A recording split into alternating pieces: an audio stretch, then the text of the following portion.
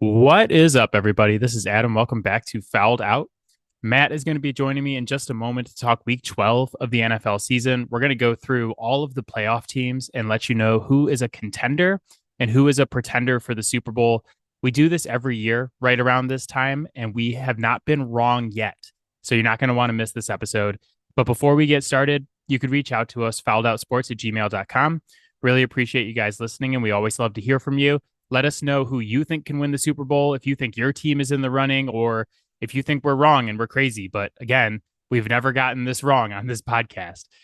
So make sure to do that. But for now, let's grab Matt. Let's go talk week 12 of the NFL. Let's go.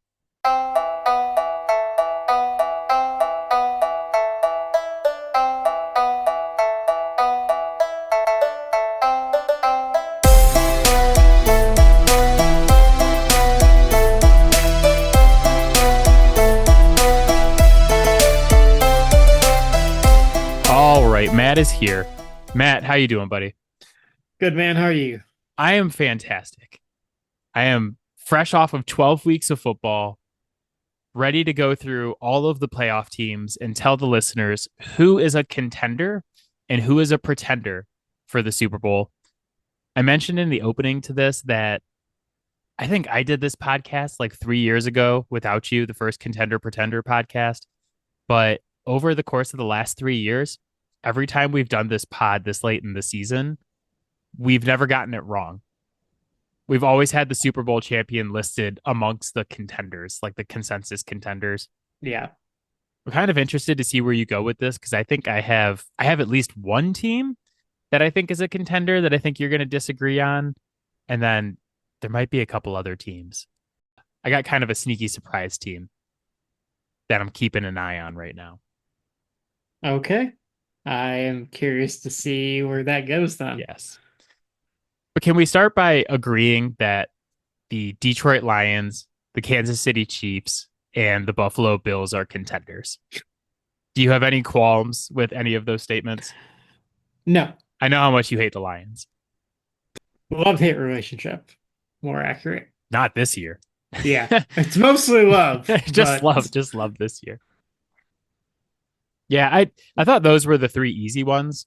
Going mhm. through the list is like, okay, the Lions are the best team in the league right now by Yeah. far. They're dominating every week. They beat the Colts by 18 this past weekend, and honestly, I did not think the Lions played their best game, No. and they still won by 18, which is like Yeah. the last level of being a great team Mhm. is we didn't play our best and we still won by 3 scores.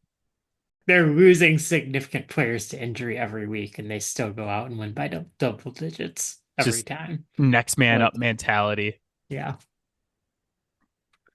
Did you know, like, we're not going to talk about the Lions a ton on this episode because everybody knows they're a contender and probably the favorite. Probably should be the favorite if they're not right now. But I learned on Sunday that David Montgomery has scored 24 touchdowns in 25 games with the Lions. Yeah. We use him near the goal line quite a bit. Yeah. For a dude who seemed like he was pretty much washed his last year of Chicago to come into Detroit and then put up the stats that he's put up in a timeshare with Gibbs is like they knew what they were Yeah. doing. They knew what they Yeah. were doing when they let Jamal Williams go and brought him in. Yeah, they did. And it just goes to show like just how much Chicago is like a damper on anyone who's got talent for their career while they're there. Like everyone knew that David Montgomery was good in Chicago. They didn't think he was probably a top 15 running back. I think to be fair though, he's been coached up in Detroit and has gotten better. Like he was definitely good in Chicago and he had a couple good Well, seasons, but he was not running over and through people like he was on he's Sunday. he's just being put in position to do the things that he's really good at. And then you're surrounded by people who complement that. And it gets really, really easy to just kind of lean into the thing that you're fucking awesome at, and that's embarrassing anyone that is in front of you. Yeah. I, So, I like the Sonic and Knuckles thing too yeah, with him and Gibbs. I dig that. It's better than like the typical, like, oh, we're thunder and lightning. That's what everybody says. The Sonic yeah, and Knuckles is pretty dope. But the Lions are the best team in the league right now, I think, with a bullet. So definitely a contender. The yeah, Chiefs have Patrick Mahomes, which automatic contender there. yeah, right. And Until then they're mathematically eliminated from the playoffs, I'm still putting them down as a contender. they are always a contender. And then the Buffalo Bills, what are they? 9-2 now with Yes, a win I over believe the so. Chiefs this season. So I Hmm. it takes a lot to get me to the point where I'm like, yeah, I could see the Bills winning the Super Bowl, but we're there. We're there. I've watched 11 Bills games this season, and I can say that I think this team is capable of winning the Super Bowl. Although I will give the disclaimer that it's still the Buffalo Bills, and that means that it can only end it horribly. But it might end horribly in the Super Bowl this year against the Lions. I'd take that. Can you imagine a Lions Bills Super Bowl? Like guaranteeing that one of those teams is going to win a Super Bowl? Be absolutely wild. Oh, that'd be hilarious. Yeah. So I went in order of record, just overall record in the league Hmm. to list all the teams out. And I'll give you the team and you tell me whether you think they're a contender or pretender. I'll give you my answer and we can talk about why. So after those three teams, the next best record in the league is the Philadelphia Eagles at 9-2. Hmm. Contender or pretender? I will call them a contender. I want to say contender light, but Diet, diet they're contender. they're the only team in the NFC that I think has a chance to beat the Lions. I also said contender. I think that after 12 weeks, it's probably time for me to apologize to the Eagles of Philadelphia. And I don't do this lightly because the city of Philadelphia and I do not have what I would call a great relationship throughout the course of this podcast.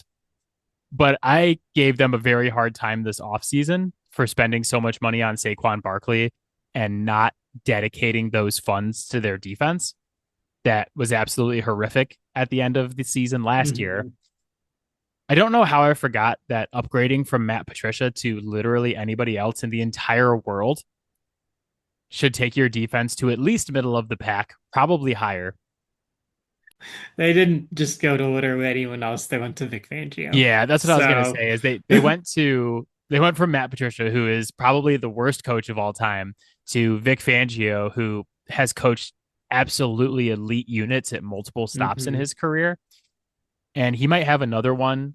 I think we can easily say by now that they fixed the defense, which is second in yards allowed this season, third against the pass, seventh against the run, Yeah. and sixth in points allowed. And the rookies they drafted, the pieces they picked up, Hmm. the what is it, the linebacker Bond has been a revelation for them, as well as Yeah. I'm gonna mess up his name, but the safety. Oh, Blankenship. Oh, yeah. Yeah. Yeah, he's so Blankenship's been awesome. And then Quinion Mitchell has lived up to the billing of Quiniano Bay. yeah, being one of my guys coming into the season. So my apologies to Yeah. the Eagles. Howie Roseman was right. I was wrong. But between having a really good defense and the best run offense in the league at 193.4 yards per game, like you have to say when we get into January and February that a team that has those two things can go far in the playoffs. My biggest fear with them is Jalen Hurts, who I think has not played particularly well this season, but we've seen Jalen Hurts win playoff games before. You know, Yeah. we know it's in there, and it's almost one of those things where it's like, okay, Jalen, as long as you don't cost us the game, we should be in the NFC Championship against the Lions. The reality is that they're not going into any playoff game saying, "Hey, we're gonna win this game on Jalen Hurts' arm," is maybe slightly due to the way that he's played, but mostly due to the fact that uh, Saquon Barkley is like on average putting up more yards per game on the ground than some teams on their own. Like Yeah. he's just that good. Yeah, we're going to talk about Saquon Barkley in a later segment. So I don't want to talk about him too much here, but yeah, but between like they have an embarrassment of riches on offense. So even besides Saquon, it's AJ Brown, Devonta Smith, like Dallas Goedert is still good, even though he hasn't had as big of a season. And they have some backup running backs who are pretty good too. My biggest fear with them is like, do they get into a hey, we're down four with 3 minutes left. We need to drive down the field. The game is on Jalen Hurts' shoulders. Because if they get Yeah. into that situation, I don't know how comfortable I am that they're going to win that football game. But I also don't know that any team in the NFC besides the Detroit Lions is going to hmm put them in that situation. Even in that situation, I will say that like explosive plays are still extremely possible because you know who's also going to be out on that field? AJ Brown and Saquon Barkley. Yeah. Is there any team that has benefited more from other teams just being dumb and deciding that they didn't want their star players? I don't think so. Like, I don't think so. I went back and looked at Saquon Barkley's stats his last couple of years with the Giants too. And mhm. there were people like last year and the year before being like, "Oh, well, he's not what he was his rookie season." Like he's still like the last 2 years had 1,650 yards and like 1,340 total yards with New York. Yeah. And then they're like, "Yeah, we're not going to pay him. We don't really think we need to go that high." And in the Hard Knocks episode, Joe Shane was like, "Well, he's not going to go somewhere in the division, so we don't have to worry about that." And then, good God, he goes right to the best team in the division, and it's been a match made in heaven this season. So They they are just an absolute disaster. it's just funny because everybody talks about what a genius Howie Roseman is as a GM. I'm not saying he's a bad GM, but also like trading a first round pick for AJ Brown is not exactly like a difficult decision. Honestly, that's a no-brainer. Yeah. It's just like, oh, cool. Like, Like he was still very young at that time. Like if you're trading a first round pick for him when he's like 29, like okay, now we're talking because like trading a you're first round pick for him now is a little more risky. right. Yeah, because he's 28 right now, Yeah. I think. Yeah. But still probably worth it because I think he just had like another 110 yards and a touchdown Right. as Right. well. So Yeah. But like yeah, when he's closer to 30, like you can have the discussion about whether or not the value's there because you don't know when his prime is really going to drop off. yeah, but this is Right? not like Bill Belichick going and getting Randy Moss for a fourth. No. Like he was already one of the best receivers in the league. He was like 26 years old, and they're just like, "Hey, here's our late first for him. Have fun drafting Traylon Burks, who still can't see the field." Good for the Eagles, though. It's another team that takes a lot to make me say sorry, but I do owe them an apology because I was pretty hard on them in the offseason. The next team by record is the 9-2 Minnesota Vikings, contender or pretender. I I'm still gonna go pretender. Um, I I agree. just I have pretender as well. I I don't think they can beat the Lions. I know that all the Vikings fans believe that they can. Um, and you know what? Good for them. Uh, they need that in their life. But it's just not gonna happen. And a lot of it just comes down to the fact that Sam Darnold is running the offense. And when he's great, but he is not consistent enough in playing sound quarterback for me to trust that Aaron Glenn is not going to eviscerate him when he gets the chance, or Vic Fangio. Like I think the moment they run into either of those teams, it's game over. Any concern about the fact that they picked up Daniel Jones today? Does that worry you at all?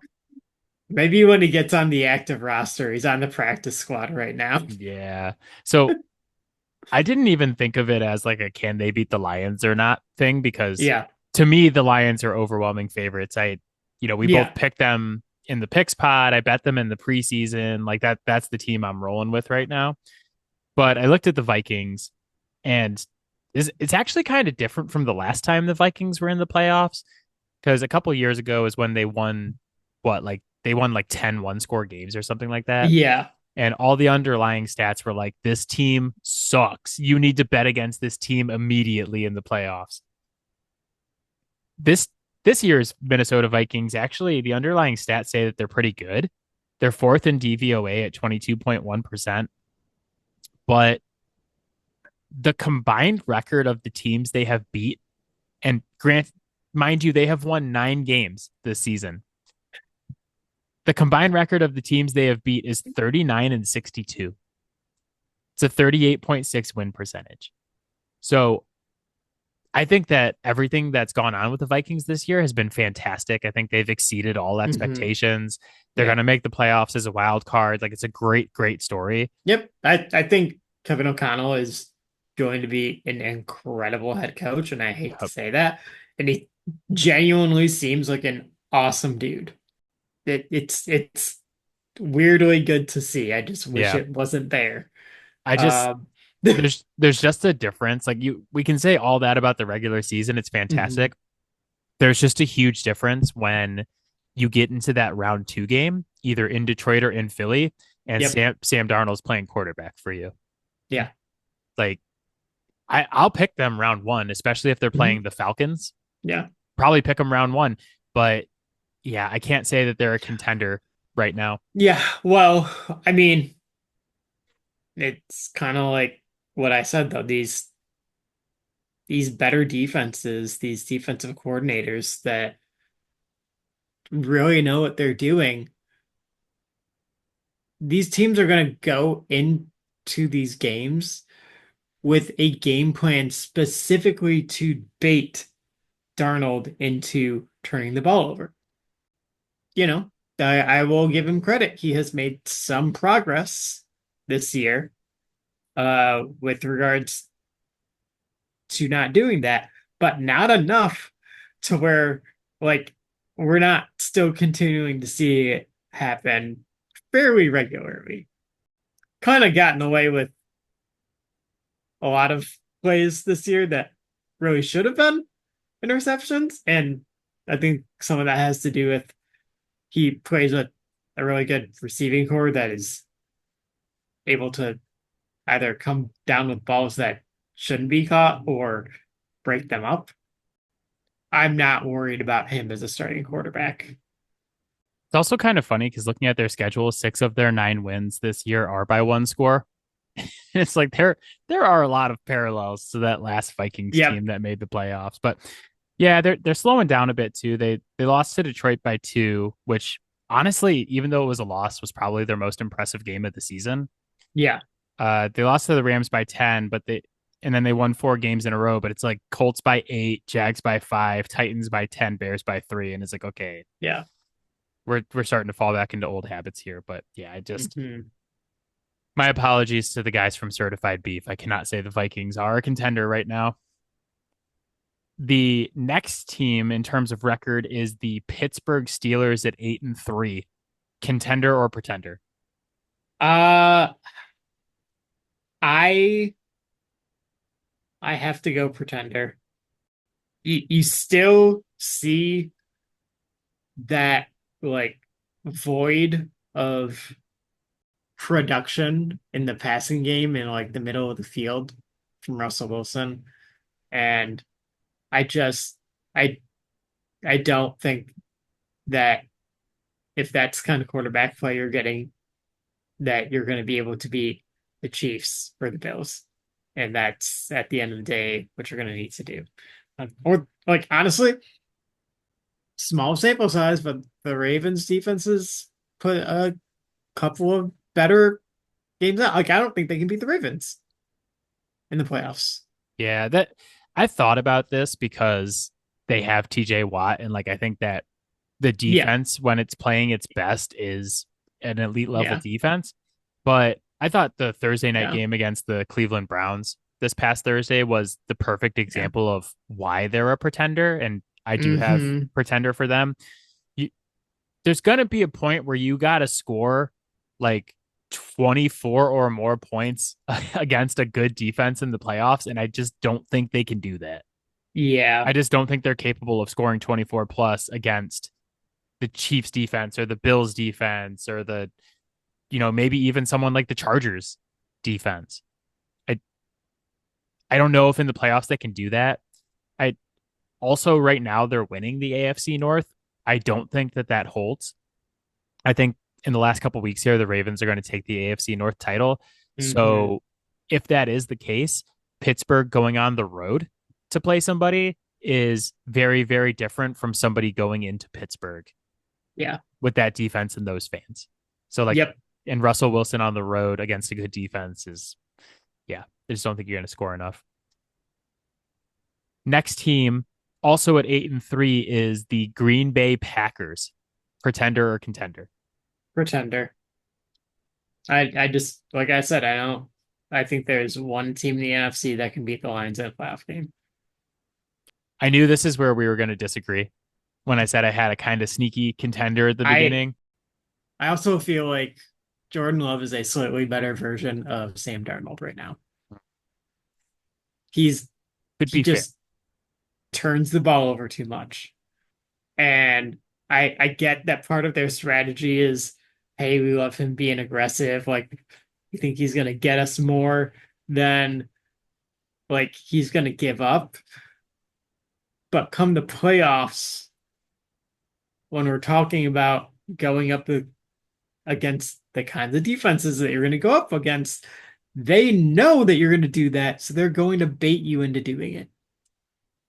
The book is kind of starting to be out on him. So here's my case because I did list them as a contender. Shout out to my brother in law, Ray, and his family, big Packers fans. I think they're sneaky good. They're fifth in offense, 10th in defense, and they're sixth in DVOA. Yeah. No, I, their defense is great. yeah, I love the in hindsight the Josh Jacobs acquisition. It's been awesome for their run yeah. game. Um, when we are kind of doing this, we have to split hairs. That difference between being a contender and pretender is that thin. I'm not going to list someone as a contender that I do not trust their quarterback. I'm not done yet, Matt. I know. They're sneaky good. Yeah, but you also, um, you have invested You, interest in Jordan Love. I have so much Jordan Love stock that if he doesn't play well, my son's not going to college. So I guess my thing on the Packers as a whole is that they've been sneaky good this season. They're 8-3. I don't think we've seen a single game through 11 games this season that is the best version of this team. I think Jordan Love has been super inconsistent, partially because of an injury, partially because he's Jordan Love. But right around this time last year is when Jordan Love got into a groove and got really hot. And we saw like the really, really good version of Jordan Love. I think this year's Packers team is better than last year's Packers team on defense and the running game, all those good things. And that he doesn't have to be 25 touchdown, 2 interception Jordan Love Hmm. down the stretch for us to get there at the end of the season and be like, yeah, like this is a legitimate threat in the NFC. Can they beat the Lions in the playoffs in Detroit? Probably not. But again, that wasn't really how I thought about this. I just thought like, okay, can this team potentially make a run or not? And I think if Jordan Love gets hot again with everything else that this team has done this season, I could see this team making a run. I don't want to get to the point we were in the playoffs last year where it's like, oh, they're playing Dallas. It's like, I don't really like Green Bay. I'm going to take Dallas. And then we're like, God damn it, we should have taken Green Bay. We knew they were going to beat Dallas. I think this team definitely wins one playoff game. Two, I Yeah, don't like, could they beat Philly? Maybe to me. And that makes them enough of a threat to put them in the contender status. I have a really hard time seeing them beating Philly as they look now. Yeah. Right? Would I take Philly in that game? Probably. Yeah. But I I would give the Packers a better chance to upset Philly or the Lions than I would give to like the Vikings, the Commanders, the Falcons, the Seahawks, the 49ers, the Rams. Like that I give them the best odds of anybody in the NFC who's not one of the top two that we already talked about. Yeah, yeah, I would agree with you there. I But I I will say I think that they are the third best team in the NFC. I don't think there are three contenders in the NFC. that's fair. We're like on the same page, but Yeah, splitting a hair here. But yeah. I will also say they're going to play the Lions three times if they play them in the playoffs. And it's like a bit of an old wives' tale Hmm. that beating a team three times is difficult because I think it's like 15-9 It teams that are going to try yeah. to beat a team. It's like 15-9 is the record. Yeah. But I'm just going to tell you, as a Patriots fan that watched the New York Jets come into New England and fucking stomp Tom Brady with Mark Sanchez as their quarterback, you don't want to play the same team three times in a season. It's not fun. Yeah. Say what you will I about mean, Jordan Love. He's better than Mark Sanchez. a little bar. Mark Sanchez made an AFC championship game Like by just wild beating facts. beating the ever loving shit out of Tom Brady in New England. Talk about wild Yeah. facts. The next team on the hit list here, I had to flip flop these teams due to Monday Night Football. The Baltimore Ravens at 8-4, contender or pretender? This one is tough for me. Yeah, you're gonna say the same thing that I wrote down. Everything that I like see on the field, like 70% of the games is like, hell yeah, that's a contender. But I also remember that AFC Championship game. Oh God, I still wake up in the middle Um, of the night thinking about it, and I don't even like the Ravens. I actually dislike the Ravens as a Patriots fan. I've hated the Ravens for a long time. but like when you see something that just makes so little sense, it's hard to cognitively like rectify that. It hurts because you know who I hate more than the Ravens is the Kansas City Chiefs. Yes. And I also like I have this strange love for Lamar because he's been the quarterback of my fantasy team for multiple MVP seasons where it's just been like awesome to have him, and I have him this year and he's been awesome. Yeah. So like I have this strange connection to him because he's been my quarterback I think like 4 of the last 5 years or something like that in fantasy. Yeah, I love him. Can't It's like Bijan Robinson. I can't quit him. Just have to have it. I mean, that's a reasonable one. Yeah, Bijan hasn't necessarily worked out as well. he's an RB1 this season. You leave Bijan alone. Yeah, not like he hasn't come in and met the hype. I'll Yeah, put it that way. that's we're going to talk about the Falcons in a minute, but I think a large portion of that is the fact that he plays for the goddamn Atlanta Falcons, who I hate. Uh, so yeah, I mean, So did you answer the question, I contender or did not. pretender? Um, Against my better judgment, I'm gonna say contender, but I'm going like contender light, diet contender. Contender fun sized. Yeah. Yeah, I had the same debate where I was very on the fence because any team that has this like Lamar Henry combo should be a contender.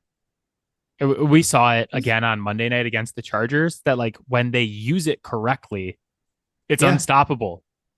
Yeah. But and like they're number 2 in DVOA. The defense has played better lately, like you said. But how many games in the playoffs can this team go without throwing the ball 40 times? I don't trust the coaching staff in an important football Yeah. game. I don't. I did list them as a contender. I did do it, but I'm ready to get hurt again. yeah, I'm just like I know what's gonna happen, dude. I know I'm gonna be sitting here in like a month or two. I guess what is it, 2 months? And I'm gonna be like, Matt, here's why the Ravens can beat Kansas City. They're gonna run the ball, they're gonna be successful on third down, and then we're gonna watch the game, and Lamar's gonna throw it 43 times, and Derrick Henry's gonna get 5 carries, and I'm gonna be like, I did it again. Fucking did it again. So yeah, against my better judgment, I'm saying contender as well, especially if the defense continues to get it together Yeah. because they've been better lately, and that's kind of been their Achilles heel this season. But it was only 1 week ago against the Steelers where I was like, yeah, here we go again. Here we go again with this shit. The next team is the LA Chargers at 7-4, contender or pretender. Pretender. I just don't see them as a team that's going to put up enough points to get past like the divisional round. Yeah, I kind of had the same notes on them that I have about the Vikings, Hmm. is that they're a pretender and that everything that's happened Hmm. there this season is really Yeah. wonderful and I'm happy Yeah. for them. But I think they're a paper tiger. The defense is I number 1 in points allowed, but their strength of victory this season is 0.333, which is the third worst amongst any team that's in the playoffs right now. And I also same thing as the Steelers too. It's like, okay, you're going to have to score yeah. 24 or more points against a playoff defense. Can you do it? Yeah. One of those things too is that like you look at that Monday night game against the Ravens, right? And it's like when your offense isn't stringing drives together, isn't putting up points, isn't keeping your defense on the sideline, and it has to defend other talented offenses, it's only a matter of time before those offenses start putting up points. Like, there's only so much a good or even great defense can do when you keep running them back out there. Like, it turns out that the other team does in fact get paid too. It's crazy. Uh Who would have thought? yep. And so like I do think that they have one side of the ball relatively figured out. Um but I'm also never going to look at a team that has its offensive playbook and plays being called by Greg Roman and be like, yeah, that team's going to the Super Bowl. That team's going places. Yeah, that's kind of why I say they're a bit of a paper tiger, is because like, yeah, that defense looks really, really good against the Panthers and the Raiders and all those teams. But Yep. when you play teams like the Bengals and the Ravens and you start getting cut up all over the place, Yeah.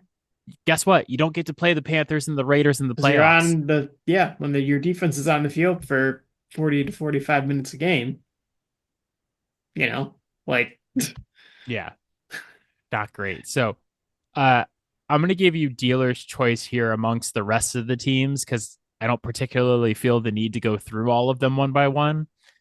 But we have the Texans, the Fighting Georges, the Denver Broncos, the Atlanta Falcons, or any team from the NFC West. And I'll even expand it to say if there is any other team that you would like to speak up for as a contender. Are there any other contenders out there right now? no. I agree. Yeah. I agree. And what I will say is The Texans and Falcons are absolutely screaming red alert right now. Bet against us in the first round of the playoffs. Yeah. And I don't want us to forget this.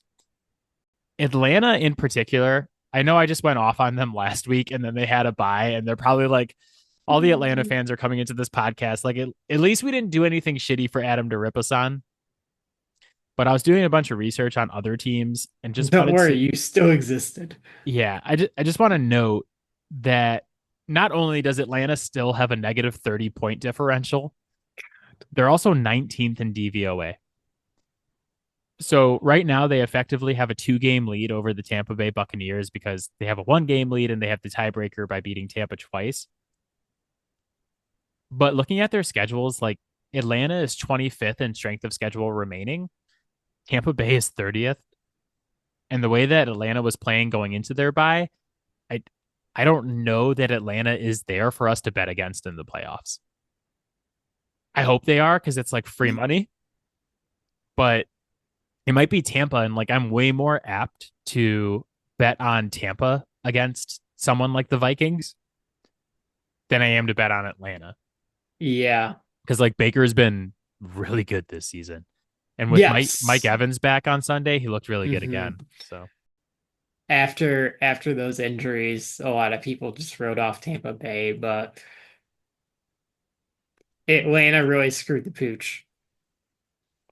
They had a window to like really take a commanding lead, and it just didn't happen.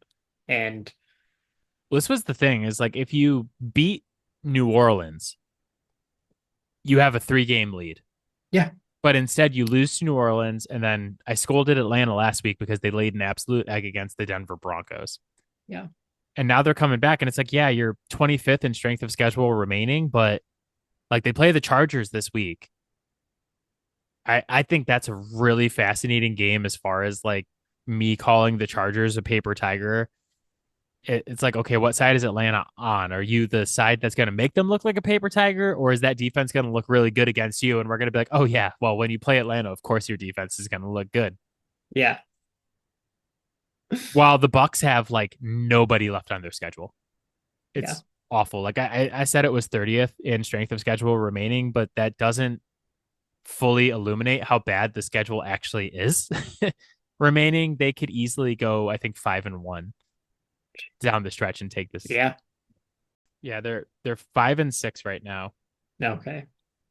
They just beat the Giants 30-7 on Sunday, and their remaining schedule is at Panthers, home for the Raiders, at the Chargers, at the Cowboys, home for the Panthers, and then home for the Saints.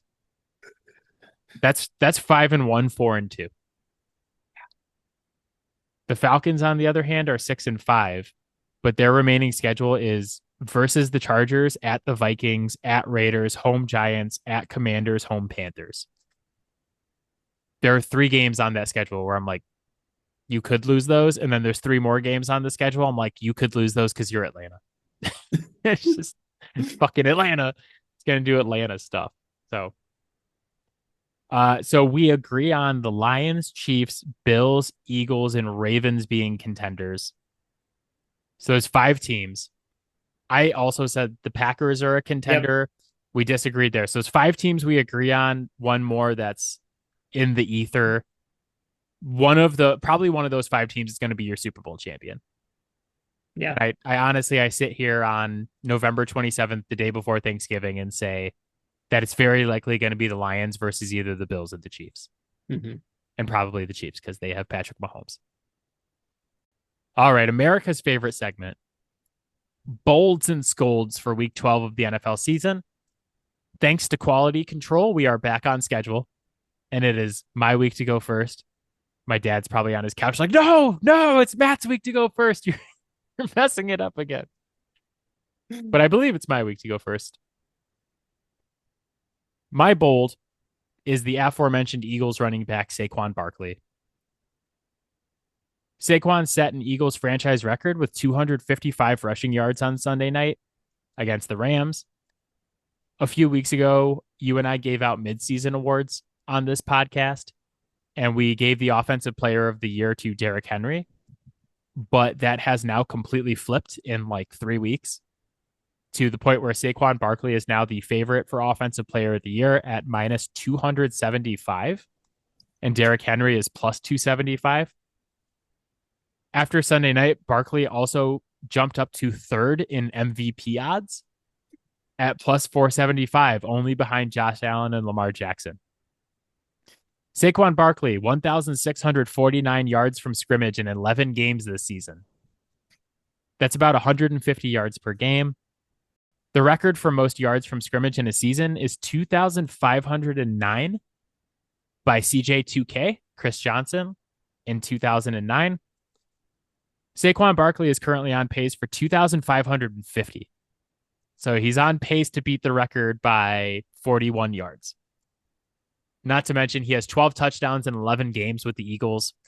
And that number would be a hell of a lot higher if it wasn't for the tush push. Yeah. He, Yeah.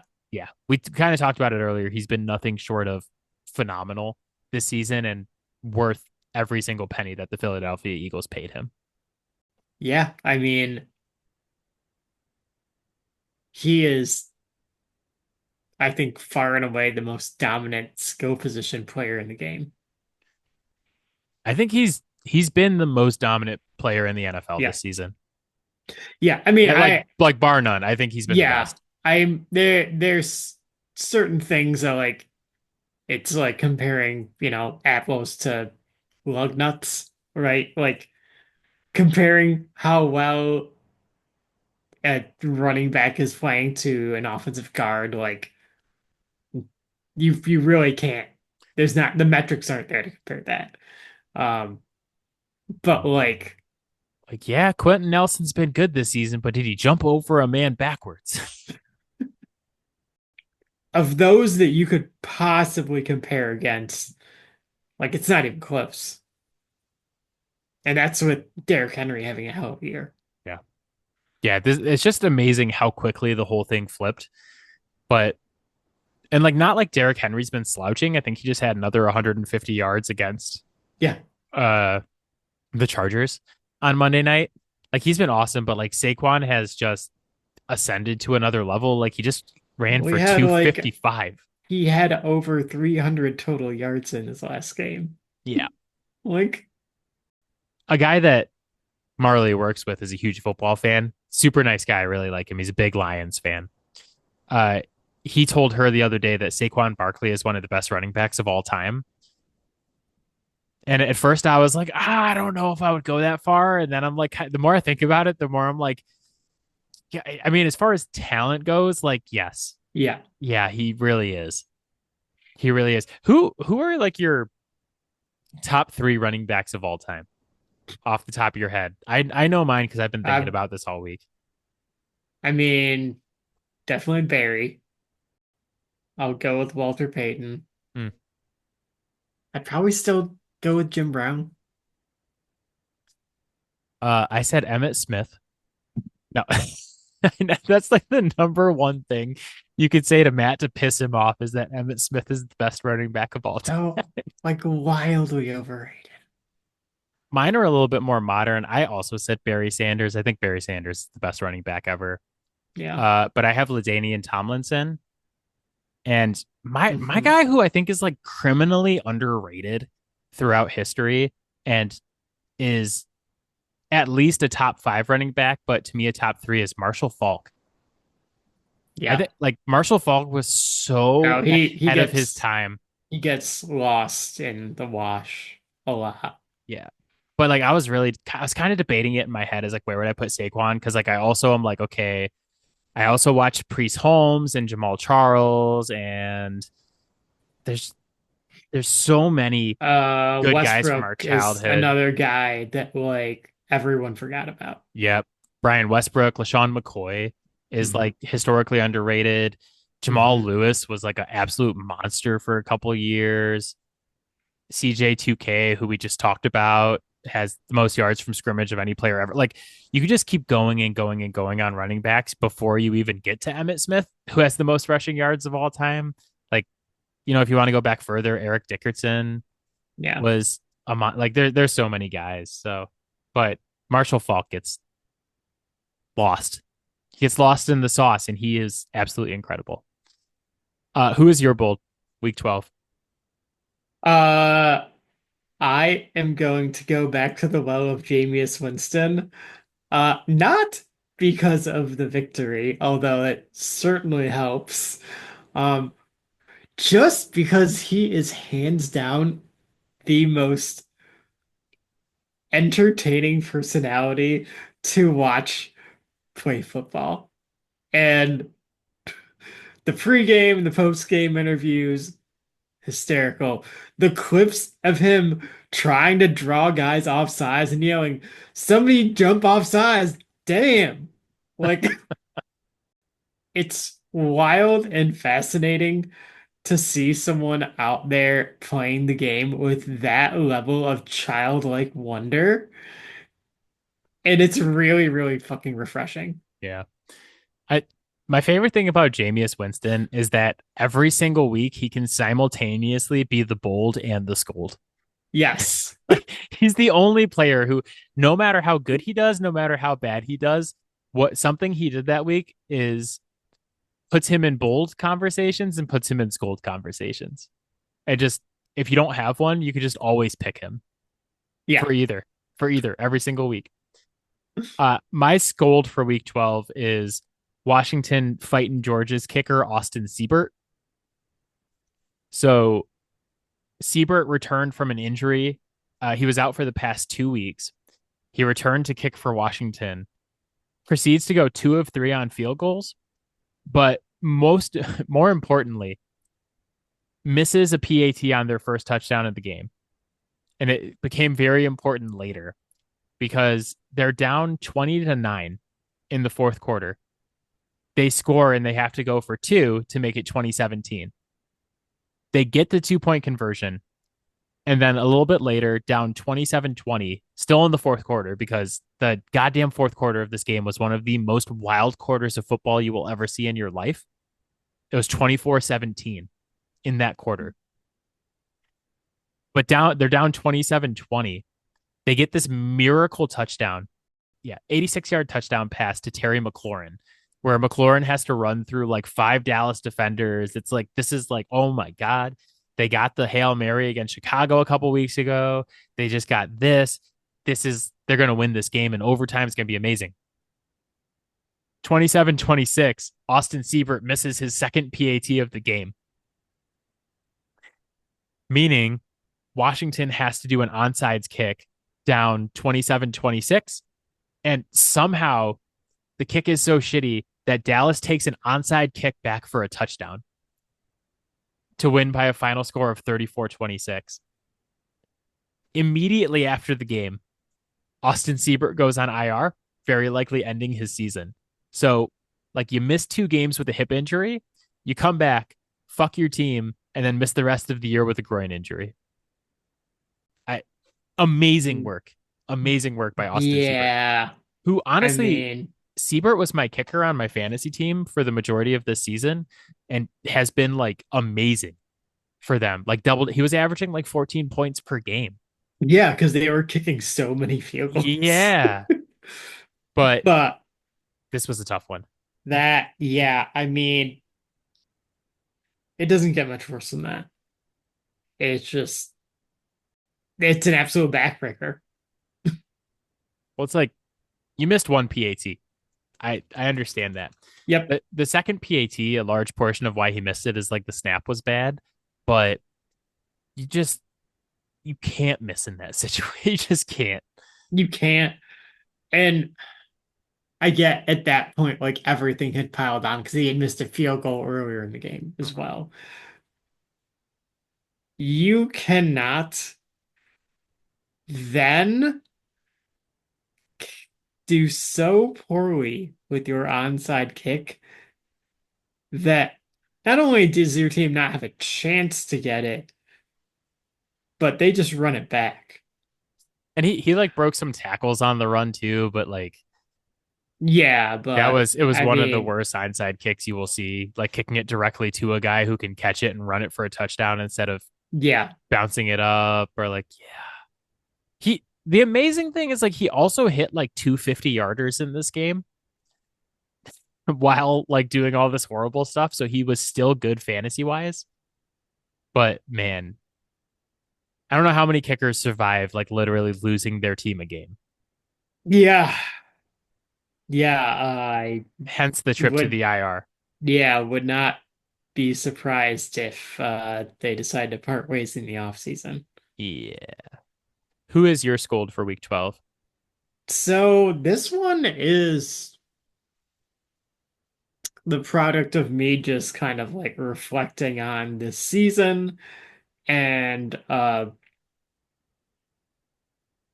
what the vibe was with this person during the off season. Um, Bobby Slowick. A lot of us felt like he was kind of towards the top of our list of guys like, yeah, like if you're gonna get a new head coach, like check that guy out because of how well he did last season in terms of play calling, uh, putting guys in spots to do what they do well and not asking them to do things that they don't do well. That's just not happening this year. And I can appreciate that to some degree, the injuries that they sustained early in the season to the offensive line contributed to that to a degree, but man, like it's just been bad all around. Um, you have to wonder, you have to wonder how much of this might have been picked up on in any interviews that he did because uh it doesn't look good. It I it's probably gonna get a chance to redeem himself next year, but the expectation was that he this offense was gonna be great this year and he could probably roll into this upcoming offseason as, a hot commodity again and probably get to choose where he wants to go. Yeah, this would be my word of caution to someone like the Commanders, who are probably going to go into next season being like, oh man, we're a contender, Jaden Daniels year two, like we're ready to go, blah, blah, Hmm. blah. One, progress is not always linear. There are Hmm. bumps in the road and bruises along the way.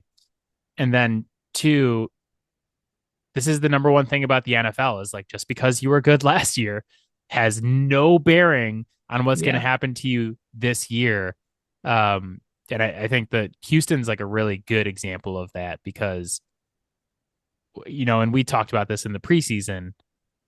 Everybody expected them to take a step forward, but it's like, okay, are they really going to take enough of a step forward to be one of the teams we're on this podcast going, yeah, that's a Yeah. contender? And they didn't do it this season. Nope. And there's no guarantee they're going to do it next season. Gambling picks for week 13. Another big week last week, mostly because we won the long shot bet by half a point. We had Lions by 17 and a half, and they won by 18. We won both Thursday night bets. Chris Boswell hit 2 field goals. Nick Chubb got over 51 and a half yards rushing on like the second to last play of the game and then ran in a touchdown. So hit that one. Could have been a way better week, but the Vikings missed covering by a half a point, which if we had to have that half a point somewhere, I'd rather have it on the long shot bet than the regular bet. And then for some reason, the Chiefs can't cover 4.5 against the Carolina Panthers, who are literally the worst team in the entire league, with the Chiefs coming off a loss. So, like, I hate the Chiefs for a lot of reasons, but the fact that they're one of the best teams in the league and yet they have to be on my do not bet list for the rest of the season somehow pisses me off than all of the other reasons combined. Pisses me off more. I hate this team. But all right. But a good week overall. So We bet $100 to win 153, coming off of a week where we bet 100 to win 166. So back to back really good weeks for us. Ready to roll into week 13. Still waiting for that week where we hit all five. Thursday this week, we have a smorgasbord as tomorrow is Thanksgiving and there are 3 football games to choose from. So you could pick any bet from any of the 3 games. You could tease them, you could parlay them, whatever you want to do. Matt, what is your bet for Thursday? Mine is a little bit of a long shot,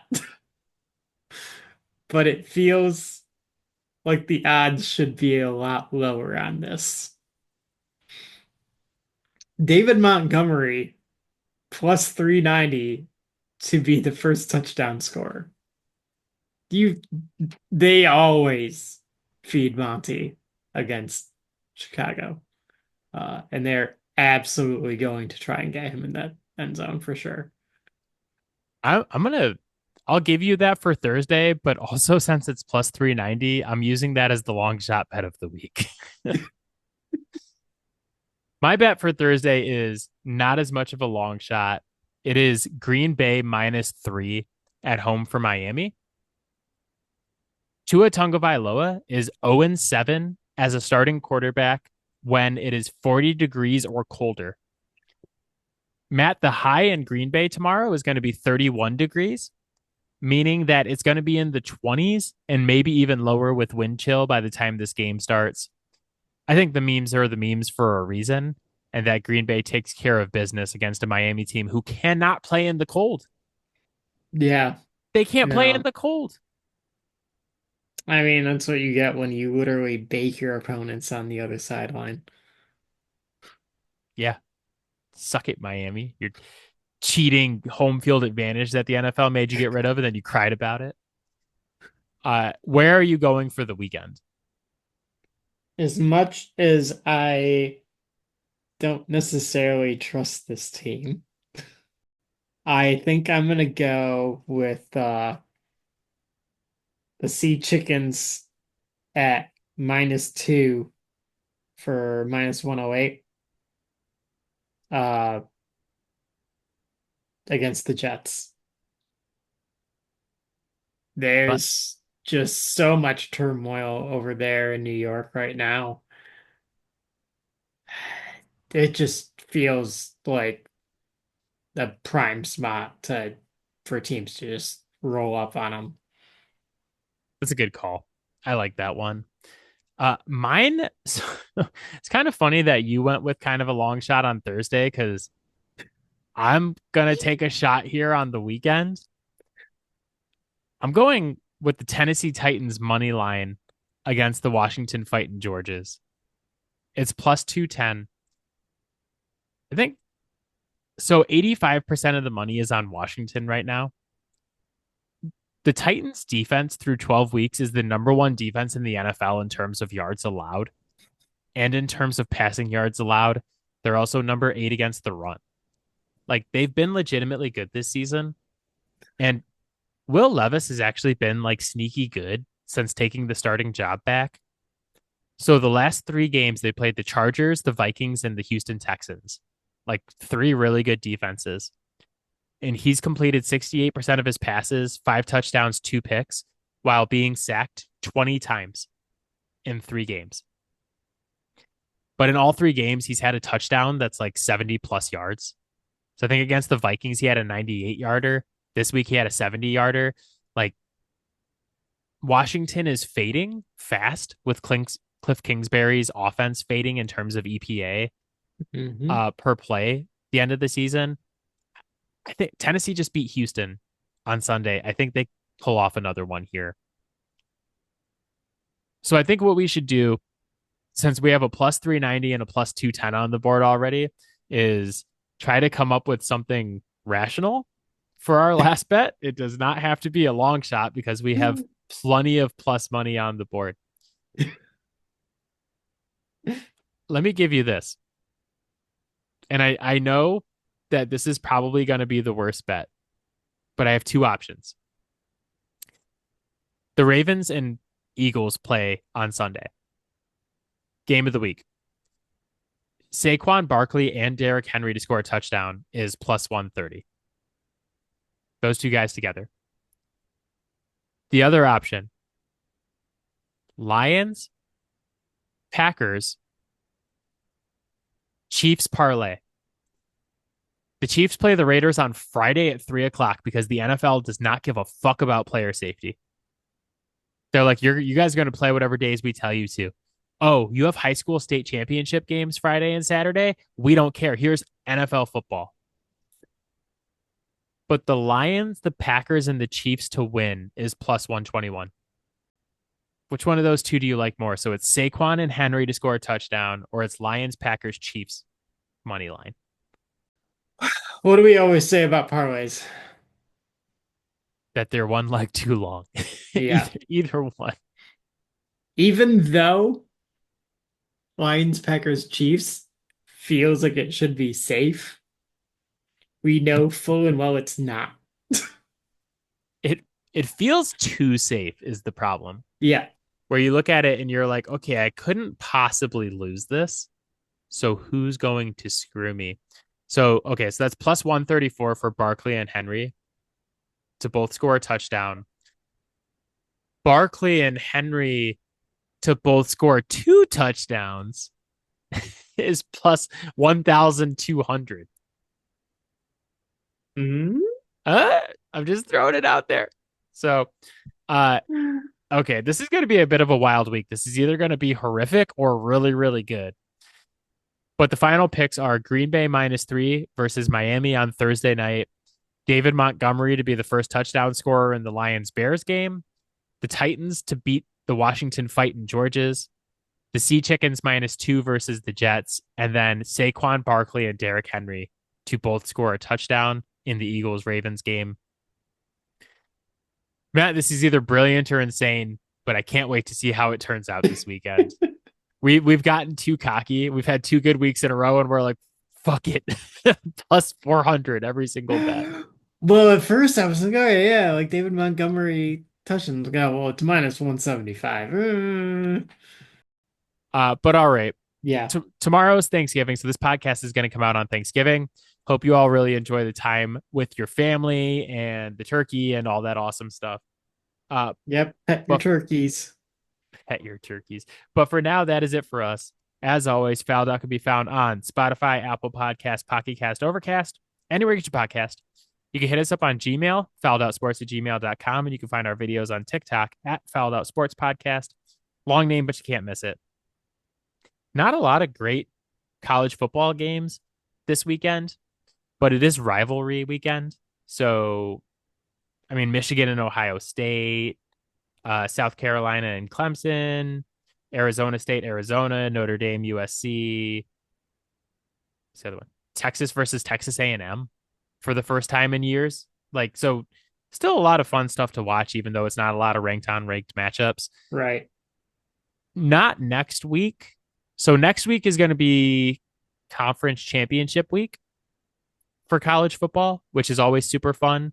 But then after that, once they've announced the final playoff bracket, Matt and I will do a podcast where we'll talk about the college football playoffs and then do bolds and scolds from whatever week of the NFL season that is, as well as our NFL gambling picks. But we'll spend some time talking college football playoffs because we've been talking about it offline and there's a lot of thoughts to be shared. Yes. But until then, everybody enjoy the holiday, enjoy all the football, and we will see you guys next week. Bye, guys. Bye, guys. Bye, Bye, Mom. Robin.